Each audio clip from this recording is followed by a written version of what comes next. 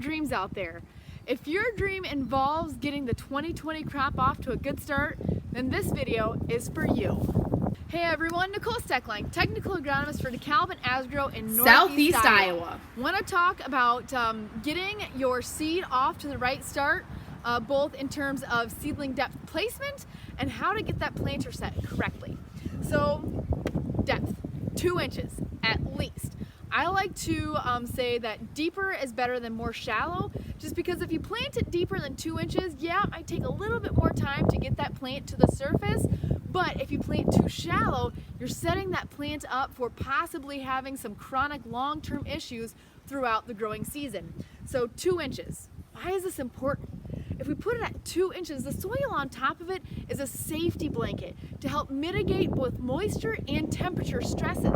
So if you think about this top inch of soil, the temperature and the moisture will change very often and quite rapidly throughout the growing season. So by putting it underneath the soil, 2 inches, we aren't going to dry up, get wet, get hot, get cold too often. That decreases the stress that we're seeing from it.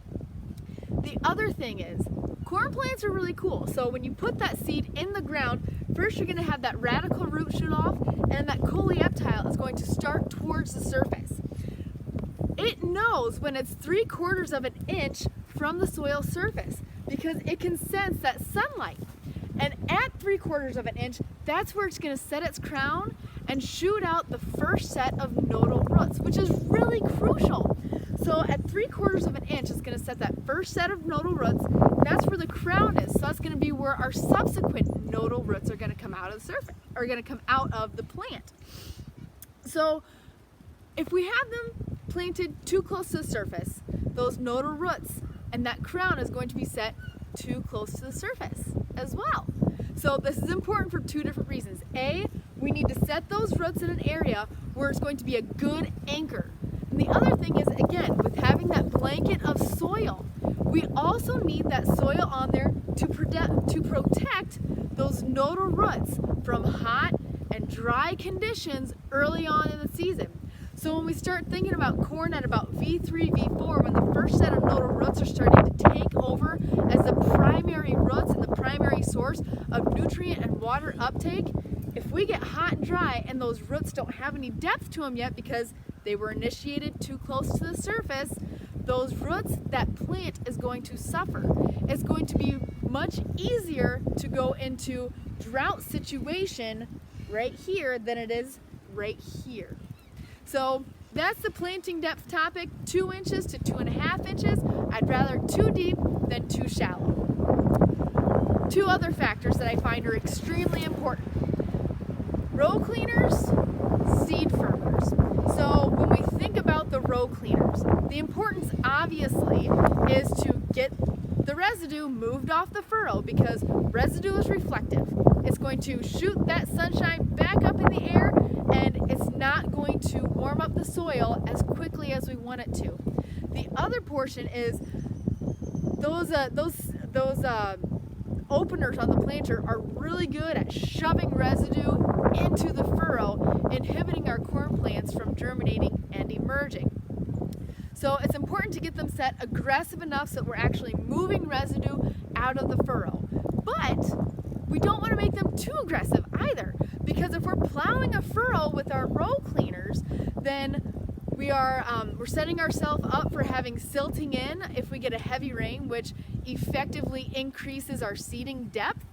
And then we also can have water sitting in that furrow contributing to seedling disease and potentially death. Another thing is that it can create shadows. So then we're keeping that furrow cooler for longer. So it's not about having it set right once and then leaving it, because depending on your rotation or your tillage type, your soil types, the settings for each field could be different. So it's important to get out and check and make sure that they're set aggressive enough or not too aggressive for the conditions that you're planting in that day. Other thing, seed firmers, or making sure that we're getting that right seed to soil contact. If we don't have that enough soil packed in tight enough on that seed, we have air around it, It's easier for air to change temperature and moisture than it is for soil to. So if we don't have enough air around that seed, maybe it sucks in enough moisture to start the germination process, but then it dries out quickly. That's not exactly a good thing for a seed. So we need to make sure that we're getting good seed to soil contact. So what's it worth to get out of the tractor and check these things and take the time to reset them if your soil conditions change? So at our learning centers, we've been looking at just that. We took those two variables, the row cleaners and the seed firmers, and it turns out that each one of those is worth about 10 bushels. So is it worth it to you for 20 bushels to get out and check and reset those two settings on the planter? I bet it is. So whether it's putting in your base miles to run another half marathon or getting your seed off to a good start to grow 300 bushels, make sure that you've got your beginning steps, your beginning goals met, so that you can also see your dreams come true. So until next time, you can call, text, or email with questions.